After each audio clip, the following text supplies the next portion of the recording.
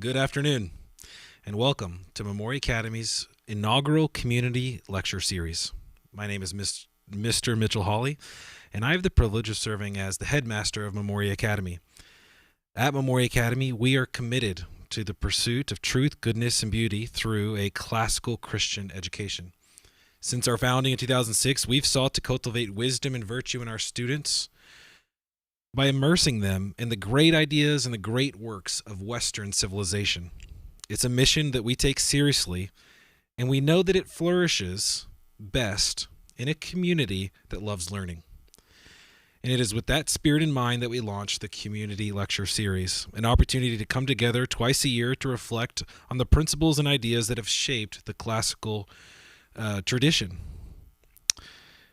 These lectures will feature distinguished guests who will help us deepen our understanding and sharpen our vision as a classical Christian school. It is only fitting, then, that our inaugural speaker is none other than our founder of Memoria Academy, Martin Cothran. Martin is a teacher, a writer, and a nationally recognized influence in the classical education movement.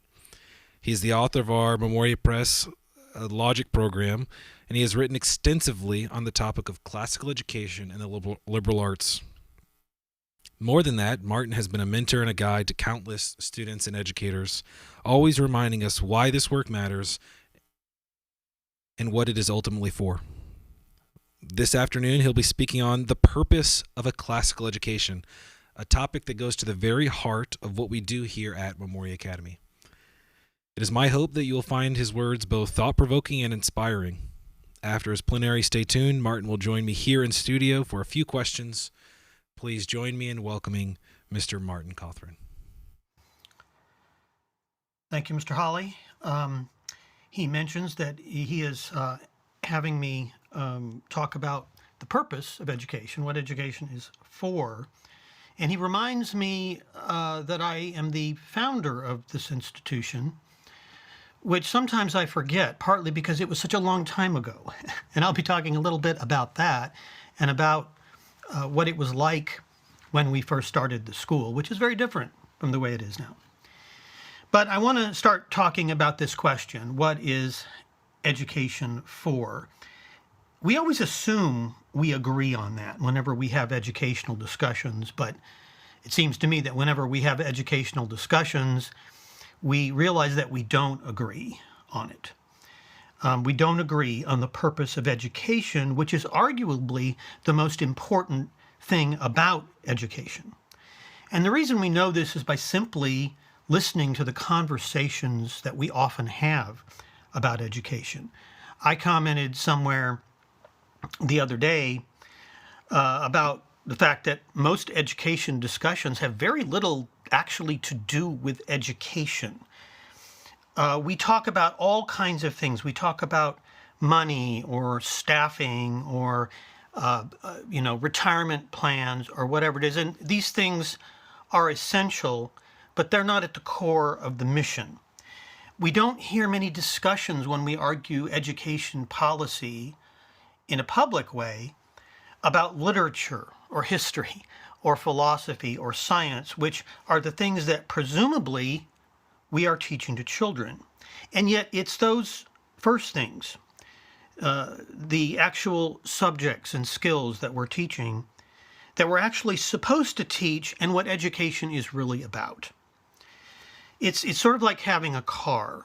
You can have the fastest car on the road. It can be very efficient. But if you don't know where you're going, you won't get there very fast. And in fact, you will be slower in getting there than the person with the jalopy back there who knows where he's going, right? So one of the things that I have done a lot of over the last 20 or 30 years is to visit schools. And when you do this, of course, the people want to impress you on how beautiful the school is and how orderly their classrooms are and this sort of thing, at least in the schools that I visit. But you know what the best way to measure the general academic quality of a school is? It's to go sit in the lunchroom. And I do this when I go out and visit schools. And you go in and you pretend you're doing a little work on your laptop, and you listen to what they're talking about, okay? And my daughter once told me that all they talked about in the lunchroom of the public school that she taught at was the retirement plan or where they're going on vacation the next week. What are they talking about in the lunchroom at a good school? Well, I know here at Highlands Latin School, where we're broadcasting to you from today, what I hear when I visit the teacher's lounge is a discussion about Dante that some teacher has given that day, and it's something he's excited about, and he's talking with the other teachers about it, or some book that the person has recently read, and maybe even arguing about what that book said. I remember walking in there one day, and there was this knockdown, drag-out debate over something in Moby Dick. That's the kind of thing that happens in the lunchroom of a good school. It's the best thermostat of where that school is at. It tells you that the school has a culture of knowledge, and in a school with the culture of knowledge, you talk about what you know, and you talk about what you love. You need to know what your teachers know and what they love. So, this sort of reminds me of an expression of C.S. Lewis, where he talks about a good infection. In a way, good education is a good infection, because when you love something, you're able to transmit it better. It's an infection that goes from you to your students. So, are the people who teach your children interested themselves in learning, is one of the questions you have to ask. That is the single most important question you can ask about a school, right? Now, the online academy, of course, is online, and we don't have an actual lunchroom experience. But when we're looking for good teachers, we are looking for this kind of person, the one who loves what he teaches. He or she is teaching, partly, of course, to make a living, but also because he loves what he's teaching. And because in knowledge, because knowledge is valuable to him, and he wants to share it naturally. So that's what we're talking about here at Highlands Latin School and Memoria Press and the offices of the Online Academy. Learning, because that's what education is for. I'll expand on that in a minute. We ourselves talk about what education is. We talk about it all the time. It's in our very DNA, what education is and what it's for. Now, remember that vehicle I was referring to before, the one that could take us someplace if we knew where we wanted to go.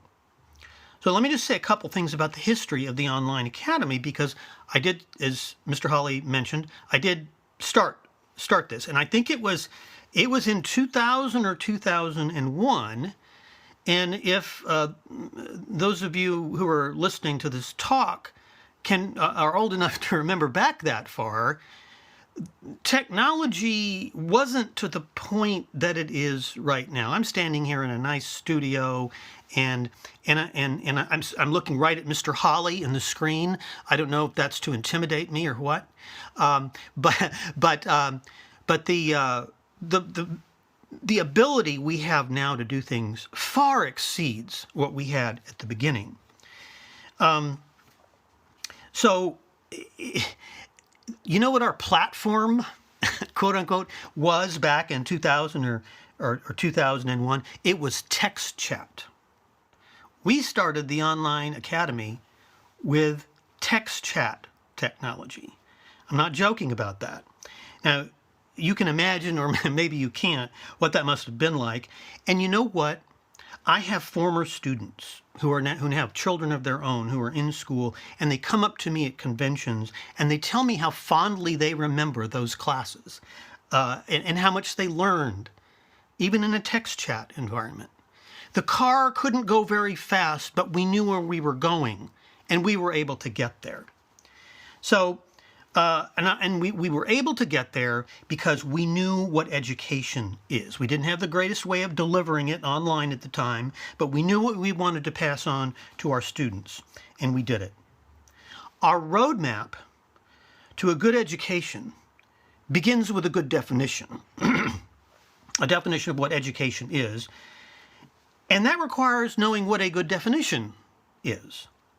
And the nice thing about classical education is you have access to the answers to questions like, what is a good definition? And where you go in classical education for the best explication of what a good definition consists of is Aristotle.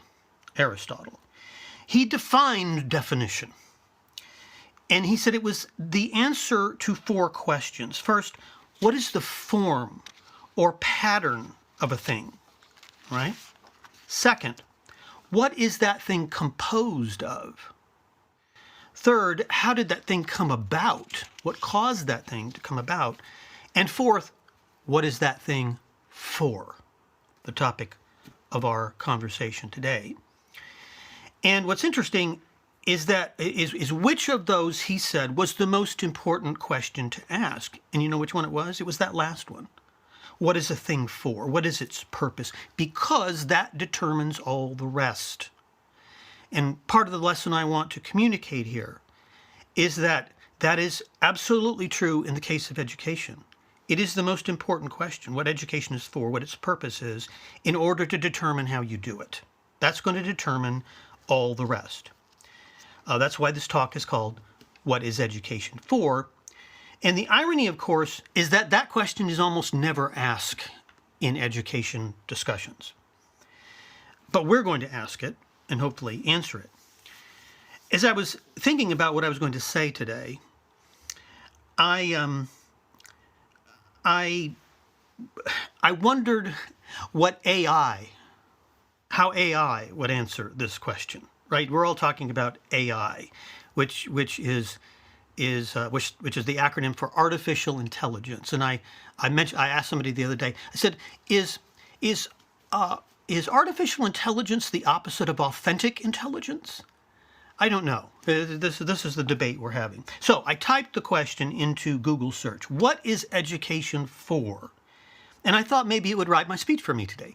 No, not really. But here's what I got. Let me just read you 4 short paragraphs of what AI says education is for. Education serves multiple purposes, says AI, including preparing students for global competitiveness, fostering civic engagement, and promoting personal and cultural development. It aims to equip individuals with the knowledge, skills, and character traits necessary to become productive members of society and to engage effectively with both the world within them and the world around them. One of the primary goals of education is to prepare students for future roles in the workforce and to compete in a global economy. This often involves focusing on science, technology, engineering, and mathematics, STEM, in case you wondered what that acronym meant, STEM education, as well as vocational training. Education also plays a crucial role in fostering civic engagement and preparing students to be active and informed citizens. This includes understanding and participating in the democratic process, such as voting and jury service. Moreover, education is seen as a process of socialization that helps individuals understand and respect cultural diversity. It aims to strengthen respect for human rights and fundamental freedoms as emphasized in the Universal Declaration of Human Rights. Now, I was not surprised by getting that definition. That's pretty much, if you ask your generic educator today what education was, it would be something like this. And it's a sort of grab bag, right? Of the various things that we as a society today would like to get out of schools. If you ask the average parent, this would sound very familiar to them. But they are things that have no clear relation to each other. That's why I said it's a grab bag, and it's a mixed grab bag. If these things formed a body, it would be a body without a backbone or a skeletal structure or a circulation system. In other words, it wouldn't be a very good body. It wouldn't operate very well. So I think I can clean up that longer 4-paragraph contemporary definition of education, of the purpose of education, and place all of that under 2 categories, okay? These 2 categories make up the 2 impulses in our educational thought in the United States over the last 150 years concerning what education is for. And the 2 categories are these: job skills, or vocationalism, and social or political activism, right? We could add to that citizenship, because that's explicitly mentioned in there. So vocationalism and a sort of ideology are the 2 things that we think education, or many of us think education should be about. So do we think that that is an adequate account of what education is for? Is an education only for making your student a good worker in the economy, or a social activist? Where does it say anything about being a good person, right? Or how to become someone who understands the fundamental issues of life, the life that they're going to lead? If we were to go back to the 19th and early 20th centuries, we would see that this AI definition is not what people thought education was for. What was the purpose of education before vocationalism and political activism became fashionable? Before the turn of the 20th century, schools had 2 purposes, okay? This is the 2 purposes of classical education, closely tied together. We could say first that there was a cultural, a broad, general cultural purpose, and secondly, an individual purpose on the student level itself. The first purpose, again, broad and cultural. The second, personal. And the 2 purposes were these. First, to pass on the ideals and values of our civilization. Our civilization, of course, being the civilization of the Christian West. That is the civilization to which we are heirs. And secondly, to form the individual person in light of these values into a better human being. Everyone get that? Passing on our ideals and values and inculcating those ideals and values into particular students, into individual students, okay? And this was why history was important, because on the cultural level, it told us where we came from. And on the individual level, it gave us models of character to imitate. This is why learning literature also was important, because on the cultural level, it communicated to us the ideals and values of our culture, and on an individual level taught us how these values manifested themselves in our own actions toward other people. And both of these, which we call the humanities, it's mostly when we talk about the humanities, it's literature, history, and we would put philosophy in there, although that's not something we typically teach in K through 12, although I think maybe we have had classes on that. But it's premised on the idea that how we should act is inculcated not by preaching to us about rules we should follow, although there certainly are such rules, but by showing us how good people act in a way that is attractive to our students, so that it calls upon them implicitly to want to be like that person and to model themselves after that person. Have you noticed the confusion that ensues whenever our schools start to talk about character education? All right. I was involved in a debate about this on the state level in our state. I was actually on a state commission that was supposed to come up with a character education program, and the discussions were just atrocious. Nobody could come to any agreement on this. And the reason that we even had those discussions at all is because we're not teaching as much history and literature as we used to teach. When we were teaching history and literature in our schools, we didn't need a character education program. History and literature was the character education program. And you notice that none of that, the words history and literature don't even appear in the AI definition of what education is, and yet they're really at the core. And this history and literature teaches us not just that we should do the good, it teaches us to love the good. because it's the character portrayals in, Famous Men of Rome and those are all stories of good people, and they're attractive stories, and kids, they admire that. They want to be like that. That's the classical character education program. And anyone who's read Anna Karenina or Pride and Prejudice or Jayber Crow, or for that matter, Charlotte's Web, Little House on the Prairie, or Heidi, will know how this works. We will remember, having read them, that they enrolled our sympathies in what was happening in the story. And that viewing of the lives of other people in other times and other situations helped to do this. Education, to summarize my point here, about what we used to do, was to enable us to become wise and good. That's what it was for. So, we are children of our past, and we are masters of our future. That's what classical education is designed to do for us. And again, the AI definition says nothing about these disciplines of history and literature. STEM education knows nothing of wisdom, and the Universal Declaration of Human Rights is ignorant of virtue. They're just simply not in there, the things mentioned in the AI definition. Now, does this mean that vocational skills and being a good citizen have no place in classical education? Far from it. But we have to realize that these things are not the sum and substance of education, but the consequences of it. They're second things, to quote Lewis again, that suffer from being put first, right? And in fact, what we know with a great deal of certainty is that that even in careers in science, technology, engineering, and mathematics, that the best preparation for those things is a broad educational background. And if you don't believe me on this, just take a look at the book Range, How Generalists Triumph in a Specialized World by David Epstein, in which he discusses the men who brought about the tech revolution. All right, Steve Jobs was not a great programmer. He was a great marketer, okay? He didn't succeed through his technical abilities, but through his imagination.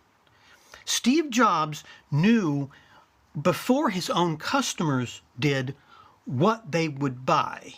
That's something you have to be able to imagine. You need to forecast into the future. We did not know anything about personal computers, but Steve Jobs knew, before he ever conceived of it, what we would buy if he could invent it. Okay? That's not a technical skill you learn in school. He also knew the value of beauty in what he made. Okay, I bought an iMac when it first came out. And you know why I bought it? Because it was beautiful. It was beautiful. And so I bought it, and it worked for about 6 months, and then it conked out, and the place that I bought it from had closed down, and so I just had to discard it. So I wasn't real happy about the iMac, and to this day I have resisted the temptation which all my friends call upon me to give into, to do a Mac or an Apple. Not that simple. But and when somebody asked him how he was successful, he talked about his calligraphy class, beautiful text. These are not things that you're going to learn in a STEM program. All right.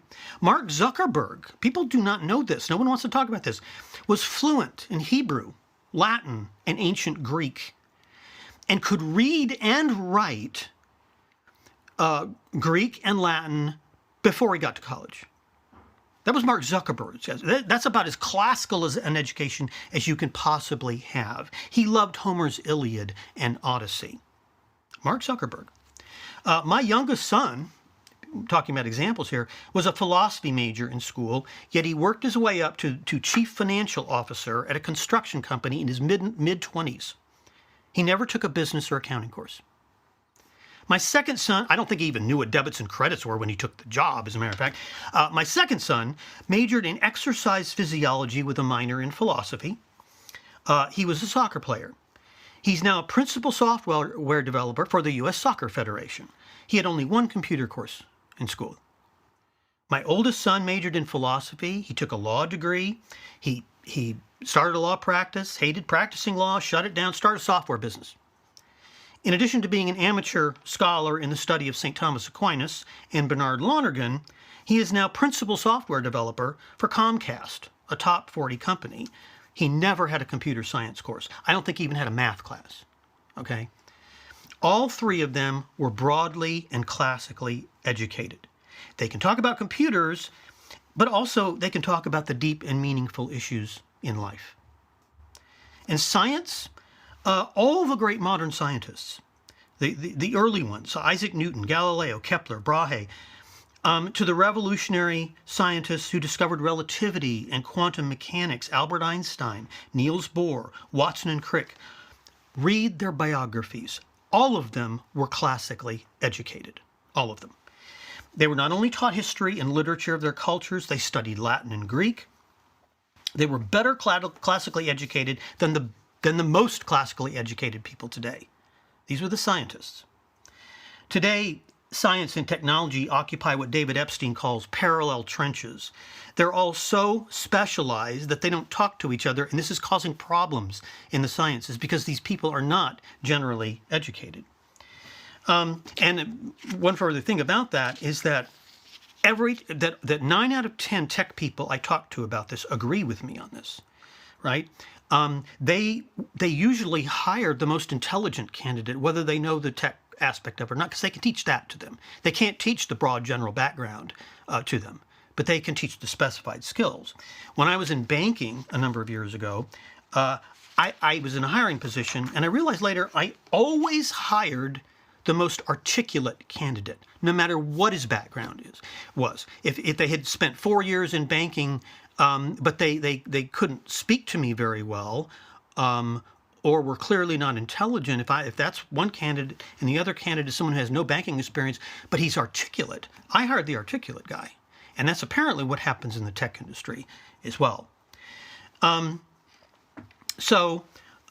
we need to do is familiarize ourselves with the great thinkers, the great writers, the great actors of our civilization. That's the way classical education does this. And what we don't realize is that every generation before us did this. They always passed on the knowledge they had acquired from their previous generations. All cultures have this. They keep what they acquired from their past and they add to it. Today we're not doing this, and in some ways we're undoing it. All right? And there's people working to undermine that very process. And the irony about this is that this civilizational destruction is being wreaked by people who never learned it themselves. In a way, it's like the barbarians who destroyed the things that they didn't understand, physically and mentally. There's a great graduation speech by Neil Postman called Athenians and Visigoths, and he talks about this very thing. Right? He says, we're raising Visigoths, barbarians. We're not raising Athenians, educated people. Classical education was the product first of Greek civilization, a concern for the true, the good, and the beautiful. It was taken over by the Romans, who were more concerned about morality and character. And then these cultures clashed with the Hebrew civilization, whose concern was holiness. The Greeks were about strength and intelligence being the strength of the mind, right? The Romans were about order and piety being the order of the soul. And the Hebrews were about faith and obedience, all right? All these influences come together implicitly in the New Testament and in the history of Christianity as it came down to us, particularly through the first 400 or 500 years of the church, where they're sorting through the pagan learning. They're asking the question, what hath Athens to do with Rome? And both in the Eastern Empire in Constantinople and the Western Empire in Rome, they answered the question the same way. There's a lot of good stuff here. We need to use it. They discovered a lot of truths. We need to acknowledge that those are truths, and we need to take some lessons from these people and how to educate. So when we say classical Christian education, this is what we're referring to. We're talking about a system of education that was developed in the Christian Middle Ages, mostly in terms of putting it all together, and that being handed down to us in the seven liberal arts and the organized systematic sciences or bodies of knowledge the natural sciences, the theological sciences, and the human or moral sciences, which is what we mean when we say the humanities. That is what has been handed down to us. That's the tradition we're passing on. That's what education is for. Thank you. Thanks, Martin. Well, Martin is going to make his way into the studio and join me here for a question and answer time, but I'd like to take a moment to thank you for being a part of this afternoon. Events like the Community Lecture Series give us a chance to engage more deeply with the principles that shape classical education and our work here at Memoria Academy. We're so grateful for our families, incredibly thankful, and the shared pursuit that we have with them of wisdom and virtue, and that's what brings us together. Now, it's my pleasure to welcome for a second time Martin. Martin, thanks for joining me here in the studio, and thanks for speaking to our families today. Yeah, thank you. Now, I have some questions for you that I've carefully prepared, and I wrote... As long as they're not hard. I don't imagine they'll be. They were written by me, so... Oh, okay. I wrote important next to this top one, so I just want you to pause for a moment and think about it. But so in the almost 20-year history of Memoria Academy, the school has been served by 4 increasingly competent headmasters. There's been no de-evolution here. There's been no de-evolution. Okay. In your opinion, who would you say most embodies the classical virtues of wisdom, courage, temperance? Mm-hmm. Well, I'm wondering about that first guy. Well, I at least had to ask the question. Going back to some of the history here, just because I have a little bit of the history, being the headmaster, do you remember the first class that you taught at Memoria Academy?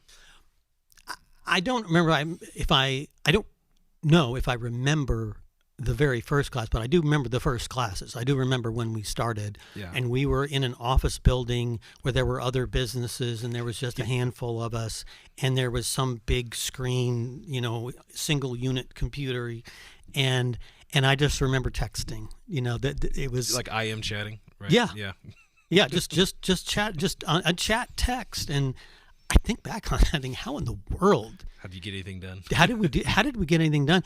And the funny thing is, we're still doing that today. No, we're not. Don't say that. But I think back on that, and I remembered that when we got the newer technology, and we could see our students' faces and all that stuff, and it was much more virtual.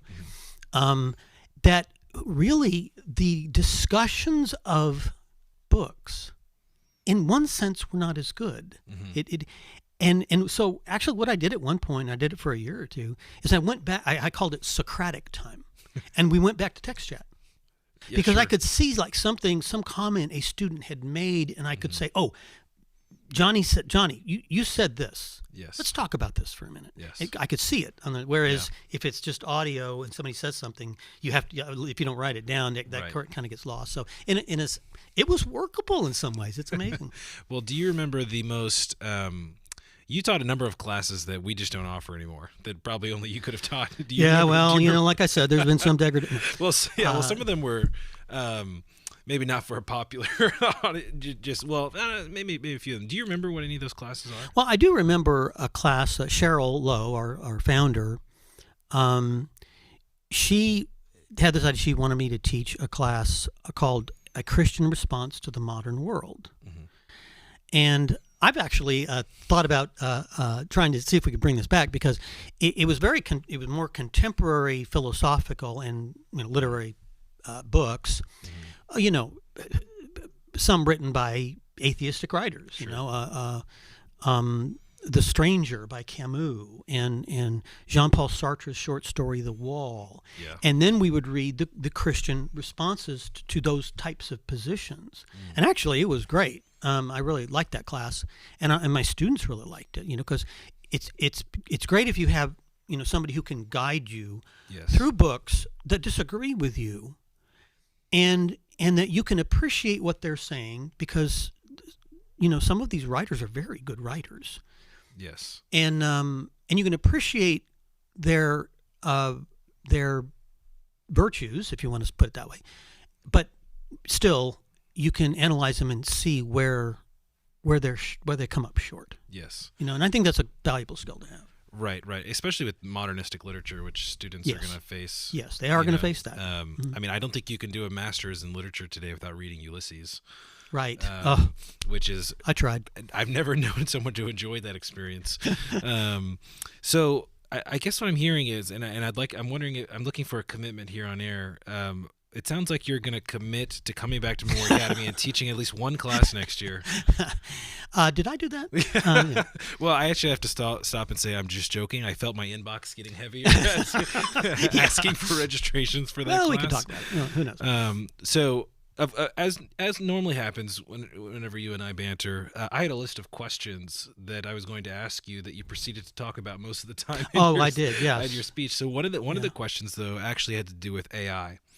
And I was sort of imagining, I was talking to our principal, Dr. Marcy Davis, recently, and I was sort of imagining an apocalyptic world where we, instead of hiring master teachers who are trained, in their domain-specific knowledge, instead we would just sort of put money into developing these AI models that would sort of teach students. Can you think of a reason why we wouldn't do that? Yeah, well, one of my classes that I teach for Memoria College is on pedagogy.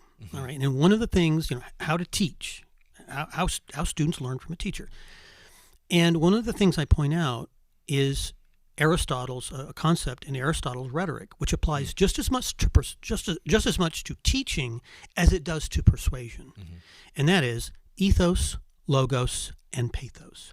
That what is happening in a classroom is the same thing that's happening in any persuasive situation. Teaching is a rhetorical situation. Yeah. And so what's happening there? Well, ethos is the power of the teacher's personality, right?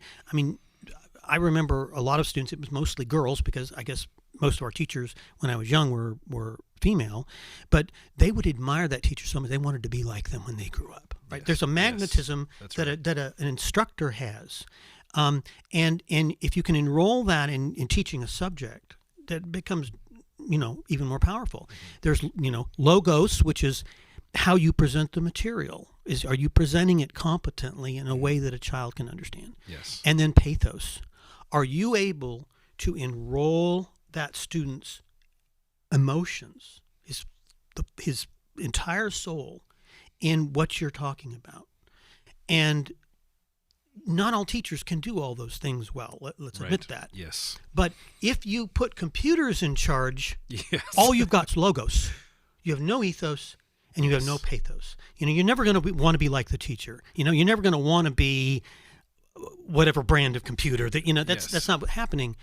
And so you lose two of the three legs of the teaching stool if all you've got is a computer. You need a person to teach your student. Yes. It's soul to soul. Well, and that's why Aristotle said that students can't help but love their teacher, and because teachers are seeing themselves in their students, and this goes for parents who are homeschooling at home. You can't help but see some of yourself in your student. Okay, well, do not use AI. Bad investment. Bad. I'm always a little surprised that classical education seems so countercultural. It almost seems like a resistance movement today. Why is that? For something that's so established, in terms of its results, its long storied history, why does it seem like you're resisting the man when you're engaging in classical when the education? resistance takes over the institution, because that's what actually has happened. Yes. Is the culture of resistance has taken over the institution, and you resist the resistance, then is that resistance, or is there do you resolve that double negation in a positive? Yes. I think so. I think we're resisting the resistors. We're standing up for the things that they've thrown out of school that constituted the core of education. And if that's resistance, that's fine. I can do that. But and that's what we've spent 20, 30 years talking about and doing in Memoria, all the Memoria Press institutions. And evaluated in that context, how's the resistance doing? how's the negation of the negation? Yeah. Well, I get together, meetings with other classical educators nationally and all this, and some of them, they're a little pessimistic, and I just want to shake them. Yes, and say, right. look, and this is my role, I think, in the movement, is say, do you realize how far we've come? You weren't there at the beginning. You don't know how small it was. And now you have a situation where classical education is now being discussed on a national level. And you have, I would say, almost every new private school I see starting is a classical school. So I think we need to be very happy about how things have gone. And I don't see, this is the discussion I had last weekend at one of these conferences, is the discussion was, have we peaked? I don't think we've even come close to peaking. Right. It does. It's hard to, when you travel around to conferences, go to schools, see how many classical schools are starting. It's hard not to be a little bit optimistic. Maybe it's not wise to characterize it as a sort of a renewed golden age of classical education, but yeah, it seems like there's a lot to be hopeful for about education more broadly, just culturally. And why do you think that is? What do you think has changed over the last 30 years? You were there sort of at the beginning of this sort of movement. What sort of things, is it the product that Memoria Academy, Memoria Press Classical Education has sort of produced in the lives of students, or is there some larger cultural conversation that classical education just seems to be providing the best answer to? Or well, I do think that's part of it, because we have a coherent curriculum. Okay, you go out and even classical schools, you'll go out and they're trying to bring their curriculum up to the level of their ideals. Right. And they're having a hard time doing it. That was Cheryl's chief focus from the beginning, was getting a usable, straightforward curriculum out there that classical educators could use. And so I think that has helped a lot. And I think there was another part of your question, though. But I think that we have succeeded because we have understood what education is. I think it's the point of my talk, is that, you can go out and try to do something, but if you can't define what it is you're doing, then you're not going to be able to do it very well. Yes. For Cheryl and I, it was this revelation of what education used to be. That there was a system of classical education. You can read about it in R.W. Livingston's book on classical education, in Tracy Lee Simmons' Climbing Parnassus. It was there. And well articulated. and it was well articulated by those people. We know what it was, right? And we started out with this whole Dorothy Sayers thing and these stages of learning. And, I have talked about that and just basically said, what she's saying is true. It's a workable taxonomy of learning, but she didn't even say that was classical education. And in classical, if you talk about the purpose wasn't 3 levels of learning. That was never the purpose. Dorothy Sayers is talking to people who were educated, in many of whom in the original classical way of learning. She was in England in the 40s, and so she was just talking about a way to do it better. What the condition of the student and what their developmental faculties, what the implications of those were for how to teach, which is just fine. But she would have agreed that what, in terms of what education was, she'd agree with us. Yes. So in that context of how classical education is sort of answering a question today, and I think that's partly describes why it's solving a problem, it's answering a question, and I think that is one of the reasons why it's sort of is the most successful education movement right now, probably. I've met your 3 boys that you talked about. They're all very nice people, in addition to being smart people and competent people. And you answered this question partly when you were talking about them, but the question I get most often is about the practicality and the immediate results of a classical education. families are concerned that studying Greek myths may not yield employment, or have an immediate use sort of in the marketplace of ideas where we have bills to pay and we have to,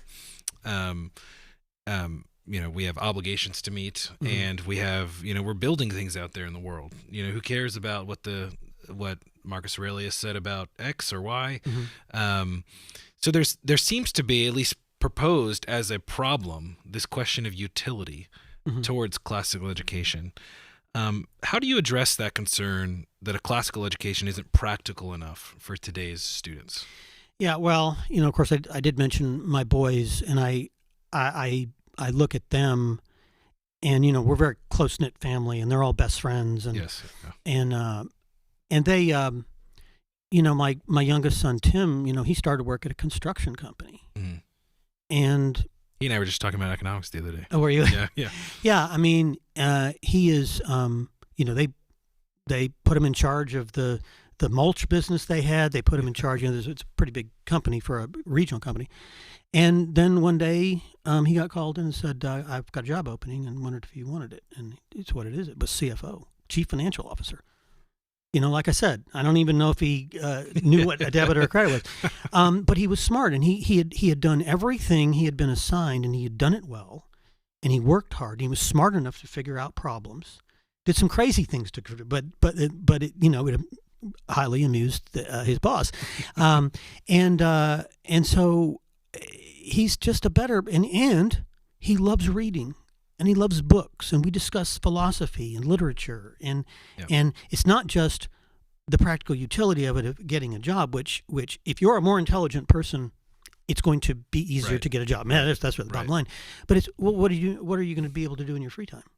Yes. Well, if you can't even pick up a book, I know people who cannot read a book. Yes. Because they just were never taught how to do that. They were never made to do that. He was talking to me about a book because we both love real estate, and he that about him, but I'm just sort of learning that about him, and he and I began talking about monetary policy, and he recommended this book on the history of monetary policy for the last 40 years. Yeah, he's on that right now. And I thought that is simultaneously a flex, and also not many people would be interested in those sorts of things. Well, there's a sort of diversity of interest there that he was just an interesting person. Yeah, well, because a lot of people think of your brain as this thing that occupies this much space, right? And there's only so much stuff you can cram in there. Yes, and there's a certain truth to that. But I think if you get a good education, what it does is it expands the size of your mind anyway, if not your brain, of your mind, and it enables you to do more. Yeah. Right? I mean, if you take a flashlight and you put it down and you see a small spot of light, the border around it is not much. But if you pull it back and the border, there's all kinds of other things you can go and do that you can become interested in. And so I think people think about this wrong. It's not a set size. There's not just so much space in your mind. Yes. The whole expression, expanding your mind, right, is about making your mind so that you can do all kinds of other things, and every new thing you get enables you to do any other new thing better. Yes. That idea that your head might expand, that does explain a few things. Are there any other ways that you talk about this with families? Just because it is such a concern for families, they're concerned about their kids learning enough to get into a good college and provide for their family one day. Are there ways that that you've seen, or heard? You talked about some of them with, Mark Zuckerberg and things like that. If you were pressed again, is there another answer that you might give to those families that are just concerned about it? Well, if it's getting into college, I can just tell you, I just was talking with some college people this last weekend, and they are now trying to lure the classical students to their schools because they know they're better students. Well, yes. And some of them are founding programs in order to attract more of them. They see what's happening, and they see all these schools that have turned to classical education. They're producing all these graduates, and they want a piece of that action. Yes. Right? So if anything, it's going to make your student more desirable to the kind of college that, there's some colleges that Right. You know, we have a problem in education right now, just ideologically, but you don't want to send your kids there anyway. But there's lots of colleges out there, University of Austin, St. John's, Hills, and they're all recruiting classical students. Yeah, starting honors colleges. Yes, a lot absolutely. of Honors universities yes, are doing right, that. Right. Okay, well, I'm getting maybe a 2 or 3 minute warning, so I'm wondering if we can do a speed round. Speed round. So you all just answer just one sentence or less. Okay. What's your favorite children's book? The Wing Ding Dilly. The Wing Ding Dilly. That By Bill Peet, one of the great Bill children's Peet. writers. Bill Peet. Oh yeah. I thought you might have said Penrod. Well, yeah, in a way that's a young adult's book, but yep, a Penrod by Booth Tarkington, who won 2 Pulitzer Prizes, one of the only 4 authors who did that. And Unknown, immensely entertaining. Yes. Okay, favorite type of sandwich? Roast beef. Fascinating. What is your most played music album?